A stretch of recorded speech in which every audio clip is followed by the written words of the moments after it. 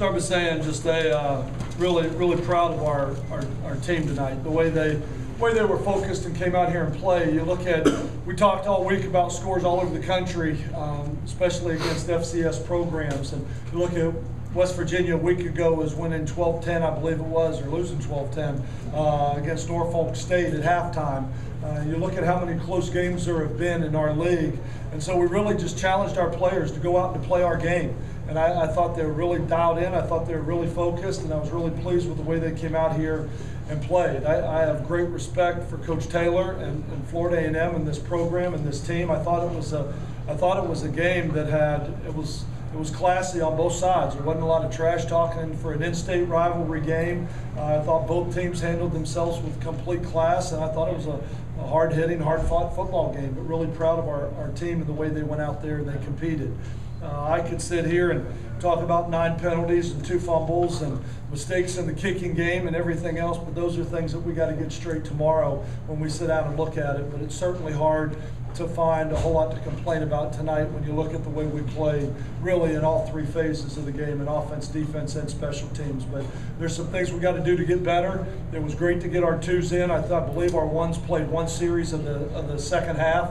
And then we got our 2s in, so we got a good half of football with Bobby and Ruben and Andre Davis and a lot of these young guys getting an opportunity to get in and gain some valuable experience. And the same thing at linebacker with Mike June playing the number of plays he did and the way getting Hans Lewis out there, Rashard Clyde, and a lot of those guys out on the field that we need to get out on the field. We need to get them experience because, as we've said, we're 1 play away from those guys being starters. And so I was really proud of the way they went out there and played, the way they went out there and played, and the way they went out there and competed tonight. Skip, just want to talk about Darryl Scott and just the explosive plays he had there in the second quarter especially. You know, what he did too, it wasn't like it was just turn the corner and run into the end zone. He'd have to make 1 miss, which is what you normally have to do in a big run.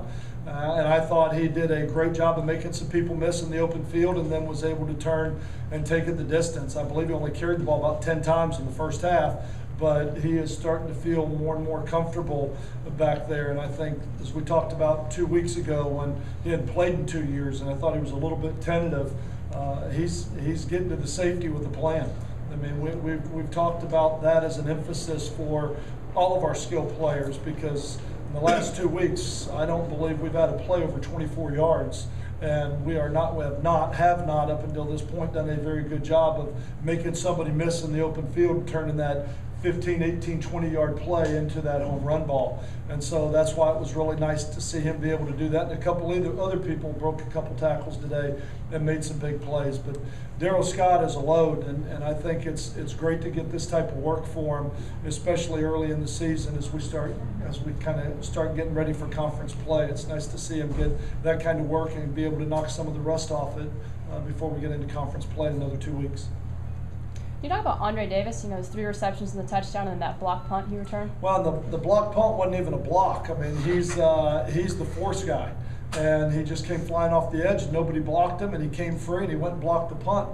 But we had a return called, and then Andre did a great job of going up to catch the ball there in the corner of the end zone. It was just out of bounds, got the pass interference call. But I think Andre Davis is going to be a talent. And that's one of the things that we wanted to see tonight when we got an opportunity to play some of these guys to see the ball in the air and to see what they could do. And I would have liked to see Marcus Shaw get the ball a little bit more too, but I bet they blitzed us about 9 out of 10 plays. They were bringing their safeties through the A gaps and the B gaps, and you can't run it against 9 and 10 people. So we turned and said, okay, well, let's see if Bobby can throw it, and we get in the game and people were heating us up and pressuring us, and let's see how some of these young receivers are going to respond. And Andre Davis is going to be special. These are invaluable reps for a guy like that. And when we made the decision to play him, I knew that Darrell Williams, who played tonight, Andre Davis, Ruben Gonzalez, and even Ty Turner probably aren't ready to play a complete game at this point.